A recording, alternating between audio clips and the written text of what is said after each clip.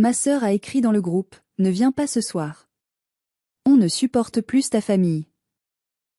Mes parents n'ont rien dit. Ils ont juste mis une validation silencieuse. J'ai répondu un mot, d'accord. Ils continuaient à rire, sans savoir ce qu'ils venaient de déclencher. 5 minutes plus tard, le groupe a explosé. Maman, non. C'est impossible. Sœur, c'est une blague? Arrête ça. Papa, ma chérie, calme-toi. On rigolait. Bienvenue sur la chaîne. L'histoire d'aujourd'hui se déroule ici, à Lyon, dans une famille où l'argent a remplacé l'amour, et où le silence fait plus mal que les cris. Je m'appelle Sibylle. J'ai 34 ans, et jusqu'à la semaine dernière, je pensais que le rôle d'une fille aînée était de porter sa famille à bout de bras, quoi qu'il en coûte. Mais il y a un message, un simple message texte, qui a tout changé. Ma sœur, Taï, l'enfant chéri, a écrit dans le groupe familial, « Ne viens pas à l'anniversaire de maman ce soir. On était séhurés de ta famille. » Mes parents, au lieu de me défendre, ont réagi avec un pouce levé. Une approbation silencieuse. Ils pensaient que j'allais pleurer dans mon coin. Ils pensaient que j'allais encore supplier pour avoir ma place à table. Mais j'ai répondu un seul mot, d'accord. Et puis, j'ai sorti mon ordinateur, j'ai ouvert mes comptes bancaires, et j'ai méthodiquement détruit la vie de luxe qu'ils menaient à mes frais. Ils voulaient que je disparaisse? Très bien. Mon argent a disparu avec moi. Avant de vous raconter comment j'ai fait s'effondrer leur château de cartes en moins de 30 minutes, j'aimerais savoir d'où vous nous écoutez aujourd'hui. Dites-moi dans les commentaires votre ville ou votre pays, et quelle heure il est chez vous en ce moment. J'adore lire vos messages aux 4 coins du monde. Allez, c'est parti pour l'histoire. Tout a commencé un mardi après-midi, dans la grisaille habituelle de mon bureau. Je suis responsable de la chaîne logistique pour une grande entreprise pharmaceutique à Lyon. C'est un métier qui ne laisse pas de place à l'erreur. Je gère des flux, des stocks, des urgences vitales. J'ai l'habitude de la pression. J'ai l'habitude de garder mon sang-froid quand tout le monde panique autour de moi. Mais ce jour-là, la pression ne venait pas de mes conteneurs bloqués au port de Marseille. Elle venait de mon téléphone personnel, qui vibrait toutes les 2 minutes sur le coin de mon bureau. C'était la semaine de l'anniversaire de ma mère, Armelle. 60 ans. Un chiffre rond, un événement majeur. Pour ma mère, l'apparence est tout ce qui compte. Elle vit pour le regard des autres, pour ce fameux « qu'en dira-t-on » qui dicte chacune de ses respirations. Depuis 2 mois, elle me harcelait pour que cette soirée soit parfaite. Pas parfaite dans le sens chaleureux ou familial. Parfaite dans le sens, chère, exclusif et instagrammable. J'avais passé mes pauses déjeuner, mes soirées et même mes week-ends à tout organiser. J'avais réservé la salle privée de l'Orangerie, l'un des restaurants les plus huppés de la région lyonnaise. J'avais versé un acompte de 3 500 € de ma poche, parce que mes parents sont un peu justes en ce moment, comme ils le sont depuis 10 ans. J'avais passé des heures au téléphone avec le sommelier pour choisir le vin. Maman ne voulait pas de chardonnay, c'est trop commun. Elle exigeait du Sancerre, et pas n'importe quelle année. J'avais validé la couleur des nappes, ivoire, surtout pas blanc optique, car ça fait « cantine » selon elle. J'avais engagé un fleuriste renommé pour créer des centres de table qui ne gêneraient pas les conversations mais qui seraient assez imposants pour épater la galerie. J'étais épuisée. Pas seulement physiquement, mais mentalement. Chaque détail était une épreuve. Chaque choix était critiqué avant d'être validé. Mon téléphone a vibré à nouveau. C'était Taï, ma petite sœur de 29 ans. Taï est ce qu'on appelle poliment une créatrice de contenu ou une coach de vie, mais si on regarde la vérité en face, elle est surtout une experte en manipulation financée par sa grande sœur. Le message disait « Sibylle, n'oublie pas de virer les 200 € pour ma manucure et ma coiffure. Je dois être impeccable ce soir. Je suis le visage de la famille sur les réseaux, tu ne voudrais pas que j'ai l'air négligé, non ?»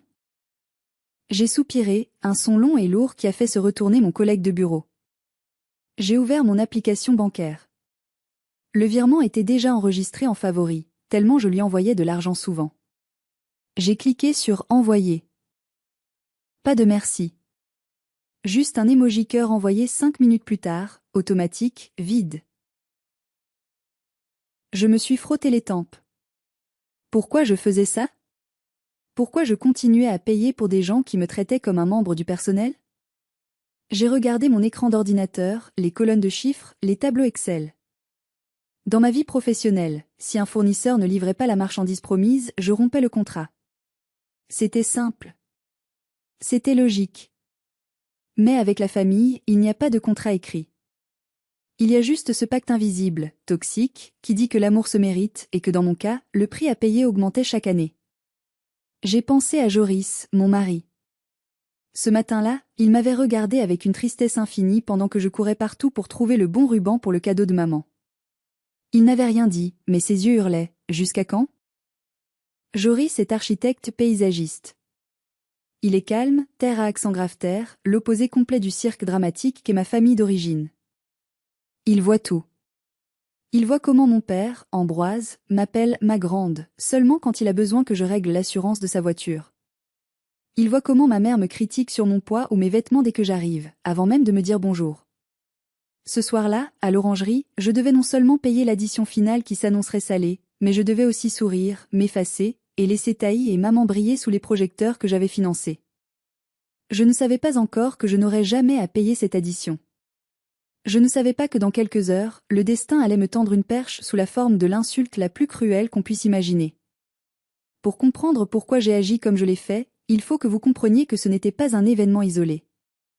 Ce n'était pas une simple dispute sous le coup de la colère.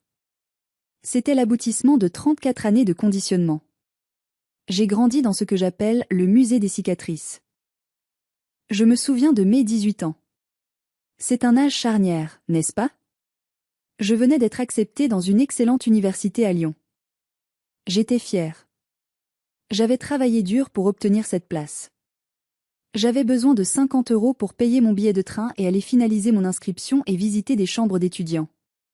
J'ai demandé à mes parents. Mon père a soupiré, ma mère a levé les yeux au ciel. Sibylle, tu sais bien qu'on est un peu serré ce mois-ci, m'a dit ma mère. Tu devrais puiser dans tes économies de babysitting. On ne peut pas tout te payer. Tu dois apprendre l'indépendance. J'ai accepté. Je me suis sentie coupable d'avoir demandé. J'ai payé mon billet. Mais une semaine plus tard, c'était l'anniversaire d'une amie de Taï. Taï avait 13 ans à l'époque. Elle a fait une crise pour avoir une nouvelle robe. Je suis rentrée à la maison le samedi et j'ai vu le sac d'une boutique de luxe sur la table. Une robe à 300 €. Pour une soirée d'adolescente. Quand j'ai regardé ma mère avec incompréhension, elle a juste haussé les épaules et dit « Oh, ne sois pas jalouse, Sibylle. Ta sœur est dans une phase difficile, elle a besoin de confiance en elle. Et puis, cette couleur lui va si bien. Toi, tu es plus intellectuel. Tu n'as pas besoin de tout ça. » Intellectuel. C'était leur code pour dire moins jolie, moins importante. J'ai appris ce jour-là que l'argent de la famille avait deux vitesses. Une vitesse lente et réticente pour mes besoins vitaux, et une vitesse grand V pour les caprices de Taï. Avancée de quelques années.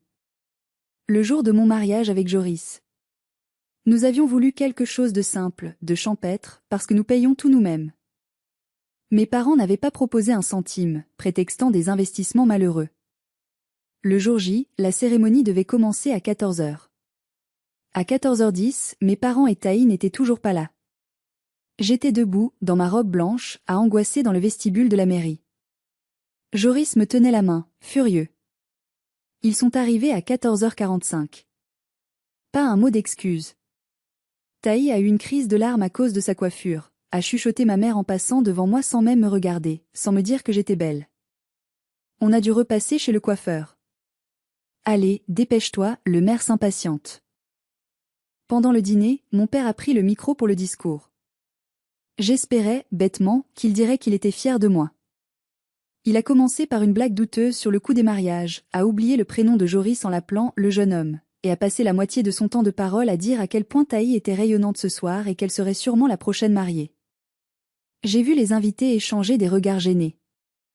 J'ai vu la mère de Joris serrer les lèvres. Moi, j'ai souri. J'ai souri jusqu'à en avoir mal aux joues. Parce que c'est ce que je faisais. Je lissais les angles. Je couvrais leurs fautes. Arrêtez-vous une seconde. Imaginez que c'est votre mariage. Imaginez que votre père ignore votre mari et parle de votre sœur pendant votre discours. Qu'est-ce que vous auriez fait? Auriez-vous hurlé? Auriez-vous pleuré? Ou auriez-vous fait comme moi, sourire bêtement pour ne pas gâcher la fête? Dites-moi honnêtement dans les commentaires si vous auriez eu le courage de les mettre dehors ce jour-là. Je lis toutes vos réactions. Au fil des années, ce schéma s'est cristallisé. J'ai réussi ma carrière. J'ai gagné de l'argent. Et curieusement, plus je gagnais de l'argent, plus mes parents devenaient affectueux. Mais c'était une affection transactionnelle. Un appel de mon père commençait toujours par « Ma grande, comment vas-tu ?» et finissait invariablement par « Au fait, la chaudière fait un bruit bizarre, tu pourrais regarder ça ?» Regarder ça, ça voulait dire payer le réparateur. Taï, elle, ne prenait même plus de gants. Elle vivait dans un appartement dont je payais le loyer depuis 3 ans, sous prétexte qu'elle lançait son activité, et qu'elle me rembourserait dès que ses contrats d'influenceuse décolleraient. Spoiler, il ne décollait jamais. Mais elle partait en vacances à Ibiza, elle avait le dernier iPhone, elle dînait dehors tous les soirs. Et moi, la bonne poire, la sœur responsable, je signais les chèques. Je me disais que c'était ça, la famille. On aide. On soutient. Mais ce soir-là, alors que je préparais mes affaires pour l'anniversaire de maman, je ne savais pas que le vase était déjà plein à ras-bord. Il ne manquait qu'une seule goutte. Une goutte d'acide pur. Il était 16 heures. J'avais quitté le bureau un peu plus tôt pour me préparer. Dans notre appartement, l'ambiance était lourde, presque électrique. Joris repassait sa chemise dans le salon. Il le faisait avec des gestes secs, précis, un peu trop appuyés. Je voyais bien qu'il redoutait cette soirée autant que moi, peut-être même plus.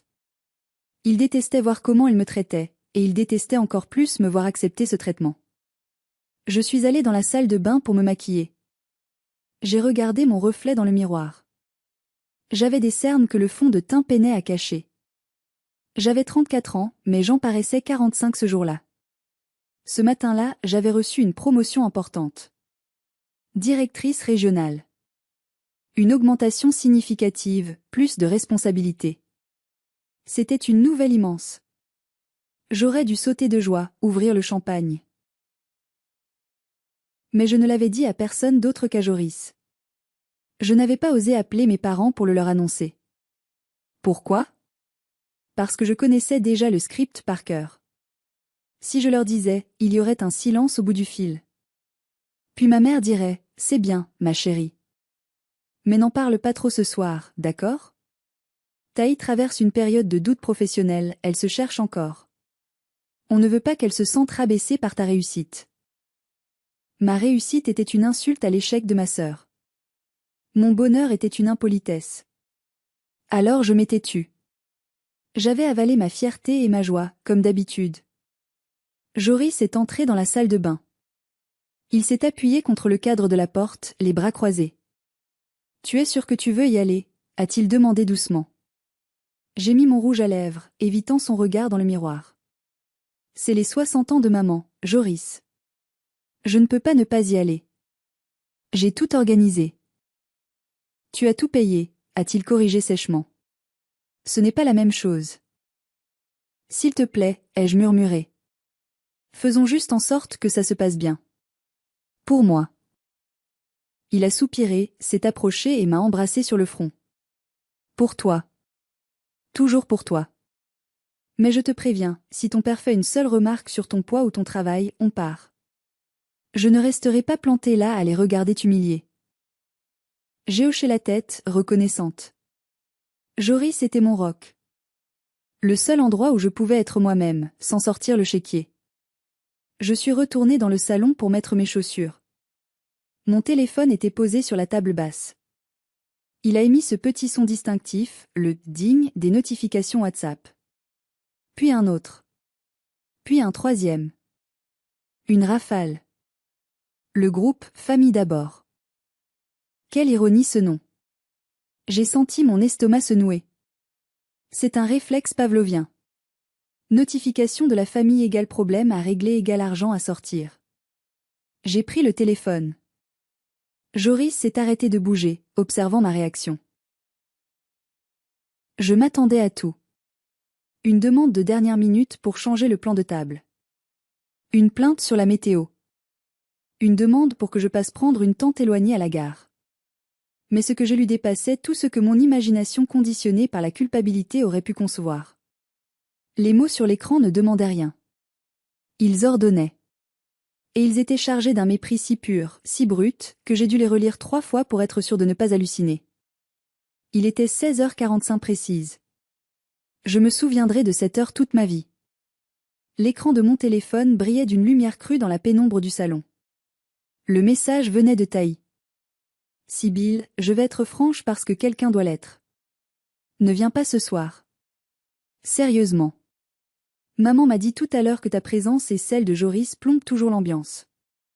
Vous êtes là avec vos têtes d'enterrement, à juger tout le monde avec votre petit air supérieur. Maman veut s'amuser pour ses 60 ans, elle veut des gens joyeux, pas ta figure de martyr. On est esséuré de ta famille, de ton mari, de tout ce que vous représentez. Reste chez toi. Envoie juste le reste de l'argent pour le traiteur et le cadeau, on se débrouillera sans vous. Bisous. Le mot a clignoté devant mes yeux. Esséuré. Pas agacé. Pas fatigué. Esséuré. Comme si nous étions une maladie. Comme si nous étions quelque chose de sale, de répugnant, qui donnait la nausée. Elle parlait de moi, sa sœur. Elle parlait de Joris, mon mari, l'homme le plus gentil du monde. Mon cœur a cessé de battre pendant une seconde. Puis il a recommencé à cogner, fort, douloureusement contre mes côtes. Mais le pire n'était pas le message de Taï. Taï est une peste gâtée, je le savais. Le pire, c'était ce qui suivait. Sous le message de Taï, 2 petites icônes sont apparues presque instantanément. Maman, papa, pas de Taï, tu vas trop loin. Pas de mais non, Sibylle, viens, on t'aime. Juste 2 pouces levés. Une validation silencieuse. Une signature au bas de l'arrêt de mort de notre relation. Mes parents avaient lu ce message atroce, ce message qui me traitait de déchet, et ils avaient approuvé. Ils étaient d'accord. Ils trouvaient ça normal. Pire, ils trouvaient ça pratique. Taï faisait le sale boulot, elle disait ce qu'il pensait tout bas. Il voulait ma carte bleue, il voulait mon organisation, il voulait le Sancerre et les nappes ivoires. Mais il ne me voulait pas moi. J'ai levé les yeux vers Joris. Il a vu mon visage se décomposer, devenir blême. Il m'a arraché le téléphone des mains. J'ai vu ses yeux parcourir l'écran. J'ai vu sa mâchoire se contracter, les veines de son cou saillir. Il a serré le téléphone si fort que j'ai eu peur qu'il ne l'écrase. Ils ne peuvent pas être sérieux. A-t-il soufflé, sa voix tremblante de rage contenue. Ils te disent de ne pas venir, mais d'envoyer l'argent? C'est monstrueux. Il a fait mine de composer un numéro. Il voulait appeler mon père. Il voulait hurler. J'ai posé ma main sur son bras. Ma main était froide, glacée, mais elle ne tremblait pas étrangement, le tremblement intérieur s'était arrêté. À la place de la douleur, il y avait maintenant un vide immense, et au milieu de ce vide, une clarté aveuglante. Non, ai-je dit. Ma voix était calme. Trop calme. Une voix de bureau. Une voix de réunion de crise. Sibylle, on ne peut pas laisser passer ça. On ne va pas laisser passer, ai-je répondu en reprenant mon téléphone. On va faire exactement ce qu'ils demandent. Ils sont esséurés? Très bien. Je ne voudrais surtout pas leur imposer ma présence nauséabonde. J'ai regardé l'écran une dernière fois. Le pouce levé de ma mère semblait me narguer. C'était le même pouce qu'elle utilisait pour liquer les photos de vacances de Taï payées avec mon argent. J'ai tapé ma réponse. Un seul mot. Pas de colère, pas de point d'exclamation, pas d'émoji triste. Juste une confirmation administrative. D'accord. J'ai appuyé sur envoyer. Immédiatement, Taï a réagi avec un émoji rieur. Elle a écrit « Super. Merci de comprendre. Bonsoir. » Il pensait avoir gagné. Il pensait que j'allais passer la soirée à pleurer sur mon canapé en attendant qu'il m'envoie des photos de la fête que j'avais payée. Il ne savait pas qu'il venait de libérer la bête. Il ne savait pas que Sibylle, la gentille fille, venait de mourir, et que Sibylle, la gestionnaire de flux, venait de prendre les commandes. J'ai posé le téléphone sur la table, face contre terre. Qu'est-ce que tu vas faire? M'a demandé Joris, inquiet de mon calme soudain. Je me suis dirigé vers mon bureau, là où mon ordinateur portable était toujours ouvert. J'ai senti une étrange puissance monter en moi. Ce n'était pas de la vengeance impulsive. C'était de la justice. Joris, serre-moi un verre de vin, s'il te plaît. Du bon. Celui qu'on gardait pour une occasion spéciale. Sibylle. Serre le vin, chérie. Ce soir, on fête ma liberté. Je me suis assise devant mon écran. J'ai ouvert mon fameux fichier Excel. Celui avec tous les onglets, anniversaire maman, dépenses taillis, entretien maison parents. Pendant des années, j'avais géré ma famille comme une filiale en difficulté que je tentais désespérément de sauver de la faillite. J'avais injecté des capitaux, couvert les pertes, restructuré les dettes. Mais aujourd'hui, le conseil d'administration venait de licencier le PDG. Et devinez quoi? Le PDG détenait tous les codes d'accès, tous les contrats et tous les financements. Je me suis souvenu d'une phrase que mon patron m'avait dite un jour. En logistique, celui qui contrôle le flux contrôle le monde. Si tu coupes l'approvisionnement, l'usine s'arrête. Ma famille était l'usine. J'étais l'approvisionnement. Et ils venaient de me dire qu'ils n'avaient pas besoin de moi. Je n'étais plus leur fille. Je n'étais plus la sœur aînée. J'étais un prestataire de service dont le contrat venait d'être rompu unilatéralement avec insultes et préjudices. En France, quand on rompt un contrat brutalement, il y a des pénalités. Mais ici, je n'allais pas demander de pénalité. J'allais simplement appliquer un arrêt immédiat des services. Joris est revenu avec 2 verres de rouge. Il a posé le verre à côté de ma souris. Il a vu ce que je faisais. Il a vu que j'étais connecté sur le site de ma banque. Il a vu que j'avais ouvert ma boîte mail avec les confirmations de réservation. Un sourire lent, un peu effrayant, s'est dessiné sur ses lèvres. Il a compris. Tu vas tout annuler, a-t-il chuchoté, comme s'il avait peur que dire les mots trop forts brise le charme. Absolument tout, ai-je répondu en prenant une gorgée de vin. Ils veulent une soirée sans moi? Ils vont l'avoir. Mais ils ont oublié un détail. Une soirée sans moi, c'est une soirée sans mon portefeuille. Je ne tremblais plus. J'étais concentré.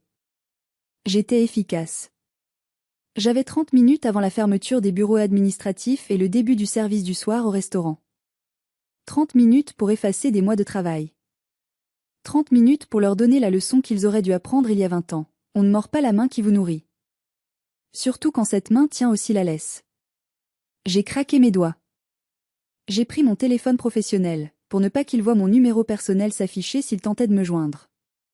Prêt à voir le spectacle, ai-je demandé à Joris. Il a tiré une chaise à côté de moi. Je ne raterai ça pour rien au monde. Premier appel, le restaurant L'Orangerie. J'ai composé le numéro. Madame Léocadie, la directrice, a décroché à la 2e sonnerie. Elle me connaissait bien, je l'avais appelée 10 fois pour ajuster le menu. Bonjour Madame Léocadie, c'est Sibylle à l'appareil. Ah, Madame. Tout est prêt pour ce soir. La table est magnifique. Vos parents vont être ravis. Il y a un changement de programme, Madame Léocadie. Je dois annuler la réception. Un silence stupéfait à l'autre bout du fil. Annuler? Mais, c'est dans 2 heures.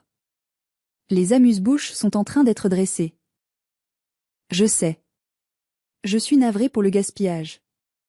Je sais que l'acompte de 3 500 € est non remboursable à ce stade. Gardez-le. C'est le dédommagement pour votre équipe. Mais écoutez-moi bien, je révoque l'autorisation de prélèvement pour le solde restant sur ma carte bancaire. Et surtout, c'est le point le plus important, si ma famille se présente ce soir. J'ai marqué une pause, savourant les mots. Si ma famille se présente, vous ne devez rien leur servir sous mon nom. S'ils veulent manger, ils doivent ouvrir une nouvelle note et payer d'avance. Est-ce clair? Madame Léocadie est une professionnelle. Elle a senti le froid polaire dans ma voix. Elle a compris qu'il ne s'agissait pas d'un contretemps, mais d'une guerre.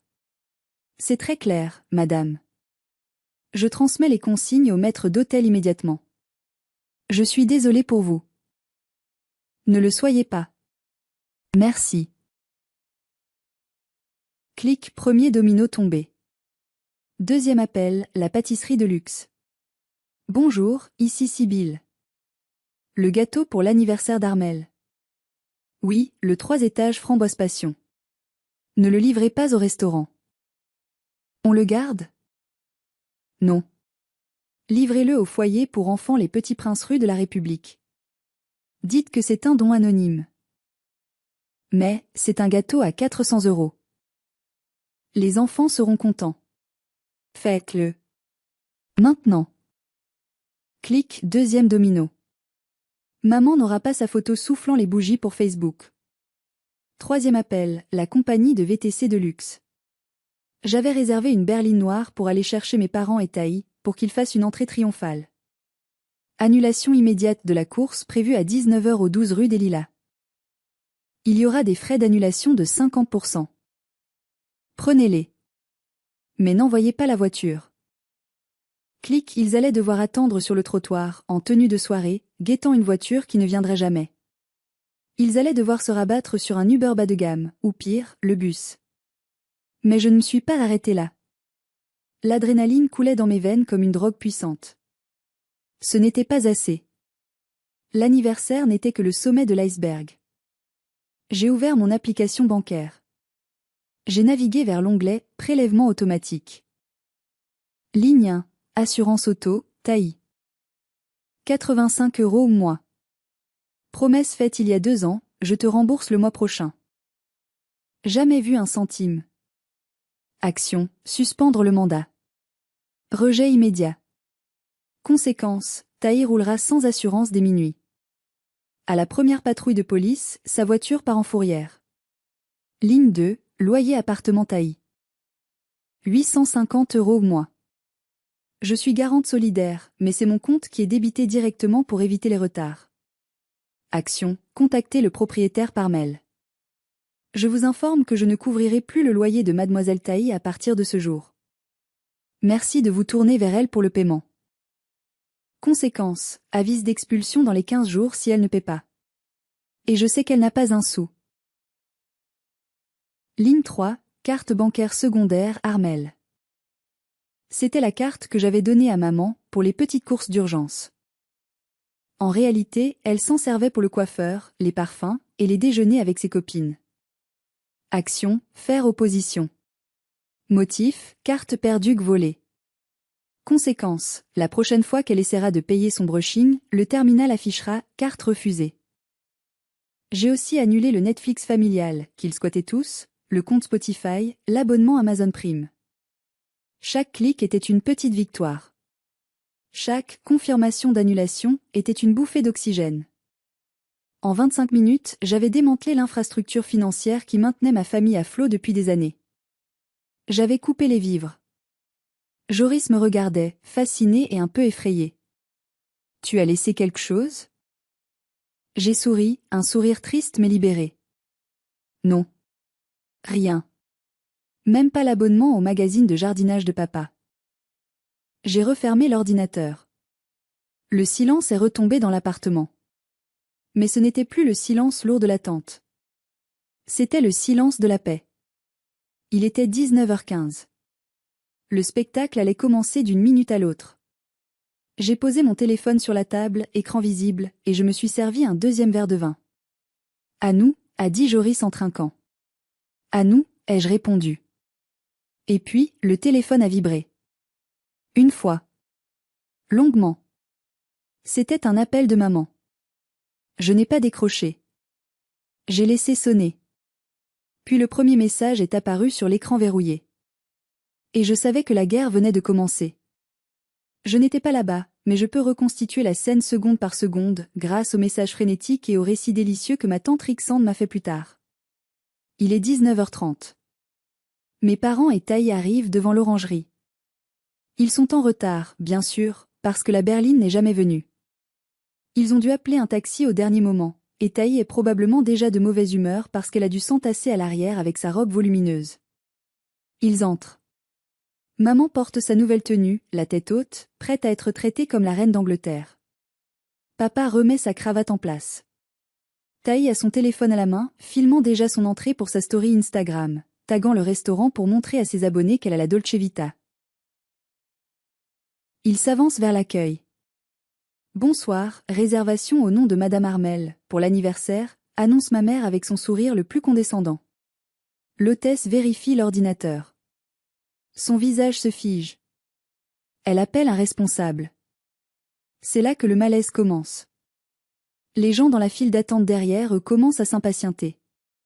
Le maître d'hôtel arrive. Il est poli, mais ferme. Glacial. Madame, je suis désolé, mais cette réservation a été annulée par la titulaire du dossier, Madame Sibylle, cet après-midi. Je peux imaginer le visage de ma mère. Le sang qui quitte ses joues sous son fond de teint épais. Quoi? C'est impossible. C'est une erreur. Ma fille a tout organisé. Appelez-la. Nous avons eu Madame Sibylle au téléphone. Elle a été très claire. La réservation est annulée. La salle a été libérée. Nous n'avons plus de table disponible ce soir, nous sommes complets. C'est là que Taï intervient, sûrement en claquant la langue. C'est n'importe quoi. On est là, on veut notre table. On s'en fiche de l'annulation. Remettez-nous la table. Le maître d'hôtel ne bouge pas d'un cil. Mademoiselle, même si j'avais une table, je ne pourrais pas vous servir sur le compte de Madame Sibylle. Elle a bloqué toute facturation. Si vous souhaitez dîner, il faudra payer l'intégralité maintenant, et attendre qu'une table se libère, soit environ 1 heure. Payer? Il se regarde.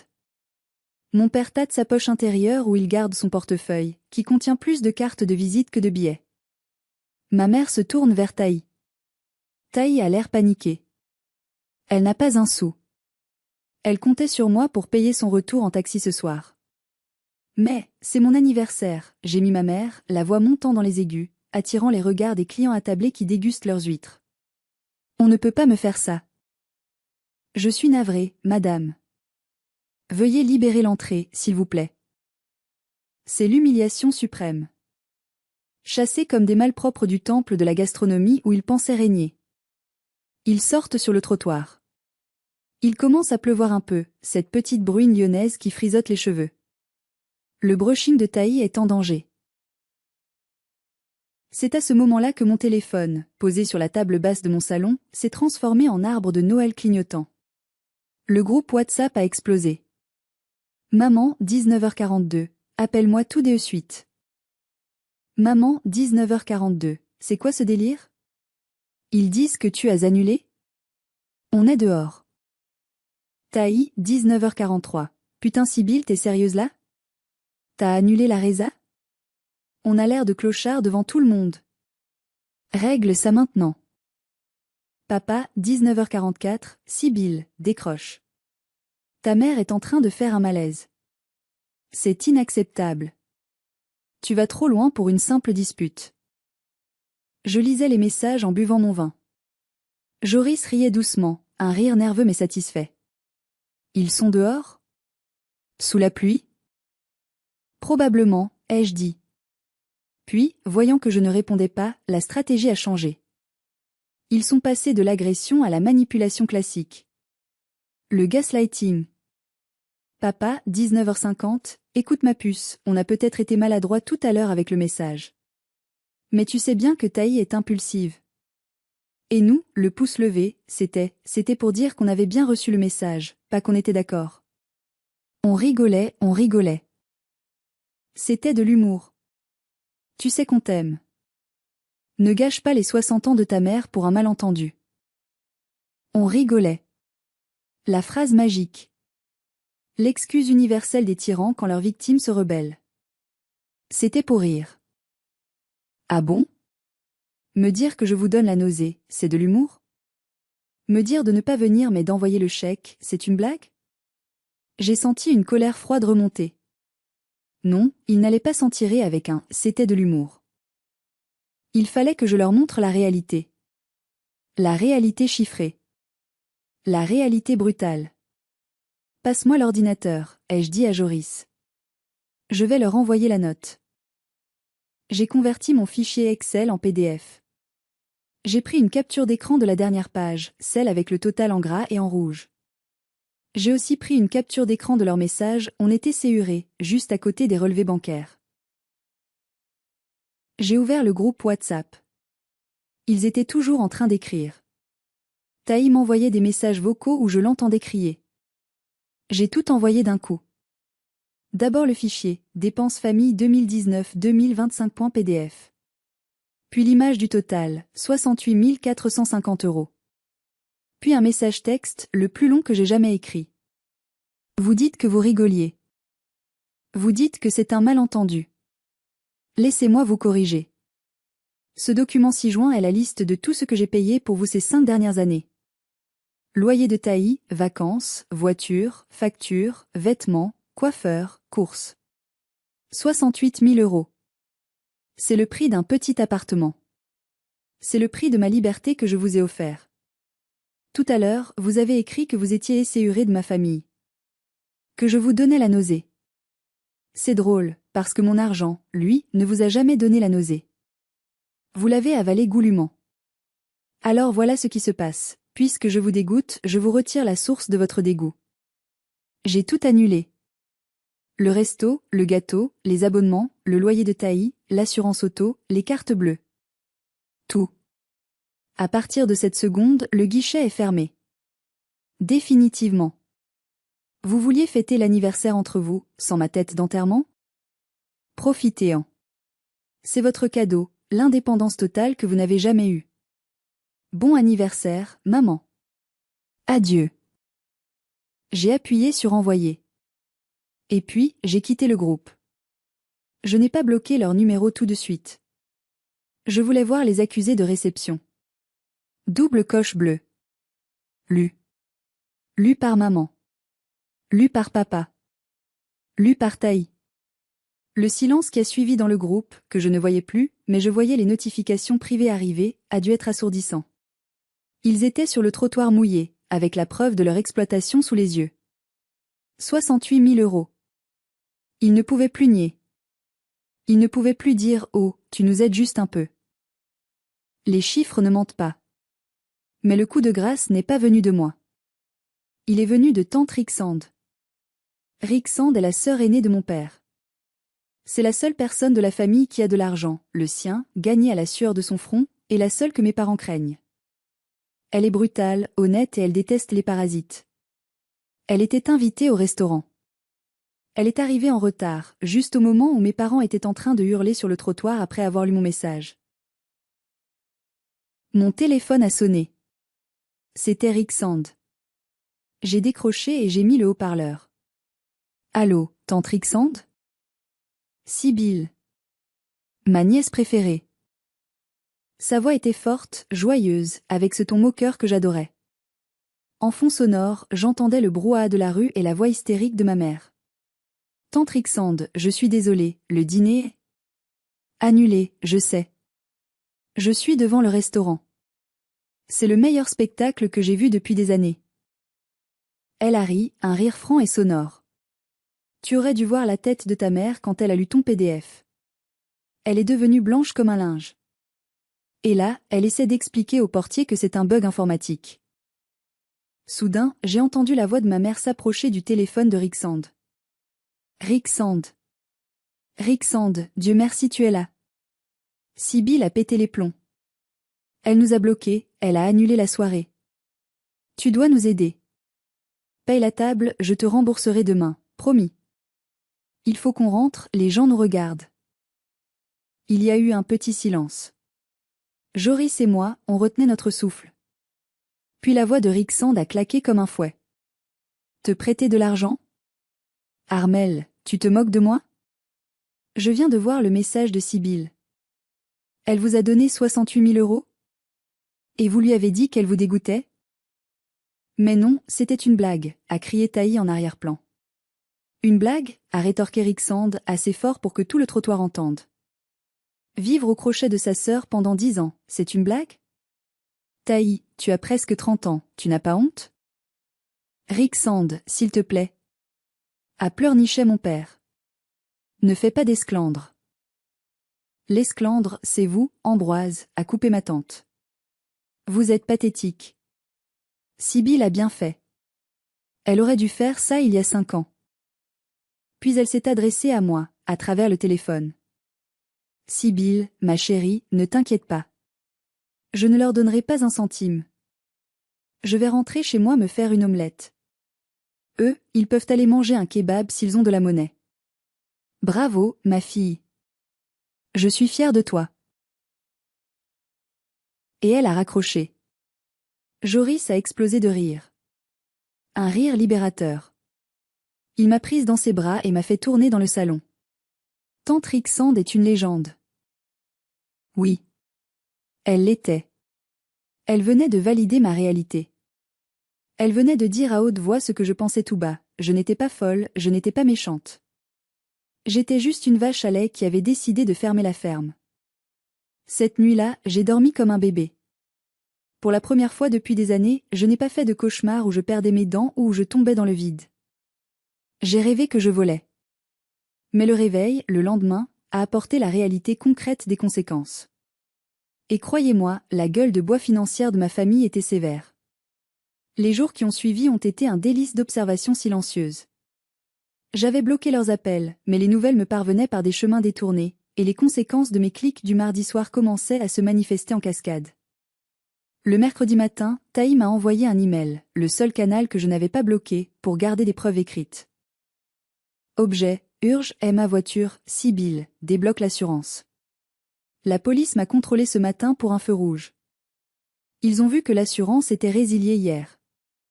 Ils ont immobilisé la voiture. Je suis à pied au milieu de nulle part. C'est illégal ce que tu fais. J'ai souri en buvant mon café. Ce n'était pas illégal. C'était son nom sur la carte grise. C'était sa responsabilité. J'ai déplacé le mail dans le dossier « Spam ». Le jeudi, j'ai reçu une notification de la banque. Une tentative de prélèvement de 850 € pour le loyer de Taï avait été rejetée. Quelques heures plus tard, un autre mail de Taï, cette fois plus suppliant. Le proprio m'a appelé. Il dit que si je ne paie pas avant le 5, il lance la procédure. Sibylle, je t'en supplie. Je vais dormir ou? Je n'ai pas répondu. Elle a 29 ans. Elle a des amis. Elle a des parents. Elle peut travailler. MCDO recrute. Le vendredi, c'était au tour de mon père. Il a tenté une approche audacieuse. Il est venu à mon bureau. J'étais en réunion quand la réceptionniste m'a appelé. Madame, il y a un monsieur Ambroise à l'accueil. Il dit qu'il est votre père et qu'il doit vous voir pour une urgence familiale vitale. Il est très agité. Mon cœur a raté un battement. L'ancien réflexe, papa est là, je dois descendre. Mais j'ai regardé Joris en photo sur mon bureau. J'ai repensé aux mots esséurés. Dites-lui que je ne suis pas disponible, ai-je répondu calmement. Et que s'il insiste ou fait du scandale, vous pouvez appeler la sécurité. Il n'a pas rendez-vous. La réceptionniste a hésité, surprise. Bien madame. 5 minutes plus tard, je l'ai vu par la fenêtre de mon bureau au 3e étage. Il sortait du bâtiment, les épaules voûtées, l'air furieux et vaincu. Il a donné un coup de pied dans un pneu de voiture. C'était l'image de la défaite. Il avait perdu son pouvoir. Il ne pouvait plus me faire culpabiliser en face à face. Ma mère, elle, a choisi la voie de la victimisation publique. Elle a posté sur Facebook un long message vague sur l'ingratitude des enfants et la douleur d'un cœur de mère poignardé. Malheureusement pour elle, tante Rixande veillait au grain. Rixande a commenté sous le post « Armelle, arrête ton cinéma. Tu as vécu comme une princesse avec l'argent de ta fille pendant des années et tu l'as insultée le jour de ton anniversaire. Rembourse les 68 000 € et après tu pourras parler de cœur poignardé. » Le commentaire a reçu 45 likes en 1 heure. Ma mère a supprimé son post, puis son compte. L'humiliation sociale, sa pire peur, était arrivée. Cela fait maintenant 1 mois. Je n'ai toujours pas débloqué leur numéro. Aux dernières nouvelles, Taï a dû rendre son appartement. Elle est retournée vivre chez mes parents, dans sa chambre d'ado. L'ambiance là-bas doit être infernale. 3 personnes aigries, fauchées, entassées les unes sur les autres, sans moi pour servir de tampon ou de banquier. Taï a dû vendre ses sacs à main de marque sur Vinted pour payer ses amendes. Elle a posté une story où elle pleurait sur la cruauté du monde. Maman ne sort plus beaucoup. Elle n'a plus les moyens de parader. Papa a dû annuler son abonnement au club de golf. Quant à moi, ma vie est devenue étrangement calme. Au début, le silence me faisait peur. Je regardais mon téléphone, attendant la crise, l'urgence, la demande d'argent. Et puis, j'ai réalisé que ce n'était pas du vide. C'était de l'espace. De l'espace pour moi. De l'espace pour Joris. Hier soir, nous avons réservé nos vacances d'été. Pas un week-end low cost parce que j'avais tout dépensé pour eux. Non. 3 semaines au Japon. Le voyage de nos rêves. J'ai regardé le prix total. C'était cher. Mais pour la première fois, je n'ai pas converti cette somme en nombre de mois de loyer de Taï. J'ai payé avec le sourire. J'ai perdu ma famille d'origine, c'est vrai. Il y a des soirs où ça fait mal, où la petite fille en moi voudrait juste que sa maman la prenne dans ses bras. Mais je me rappelle vite que ses bras n'étaient ouverts que quand mes mains étaient pleines de billets. J'ai compris que le sang ne fait pas la famille. Le respect fait la famille. L'amour réciproque fait la famille. Taï a essayé de contacter Joris hier. Elle lui a envoyé un message, dit à Sibylle que je suis désolée pour le mot esséuré. C'était sous le coup de la colère. Mais là j'ai vraiment besoin d'aide pour une caution d'appartement, sinon je vais devenir folle chez les parents. Juste une dernière fois. Joris m'a montré le message. Il m'a demandé, qu'est-ce qu'on répond? J'ai souri. J'ai pris son téléphone et j'ai tapé, Taï, le guichet est fermé. Débrouille-toi. Et félicitations pour ton indépendance. Puis j'ai bloqué son numéro sur le téléphone de Joris aussi. Voilà mon histoire. J'ai choisi la liberté plutôt que la culpabilité. J'ai choisi mon mari plutôt que mes parents toxiques. Maintenant, j'ai une question pour vous. Pensez-vous que j'ai été trop dure? Est-ce que j'aurais dû leur laisser une chance de s'expliquer, ou est-ce que le message esséuré était impardonnable? Si vous avez vécu une histoire similaire, ou si vous avez dû couper les ponts avec un membre de votre famille pour vous sauver, racontez-le-moi dans les commentaires. Votre expérience peut aider d'autres personnes à trouver le courage de dire stop. N'oubliez pas de liker cette vidéo si elle vous a touché, et abonnez-vous pour plus d'histoires de vengeance et de justice. Prenez soin de vous, et surtout, ne laissez personne vous traiter comme un distributeur de billets. À bientôt.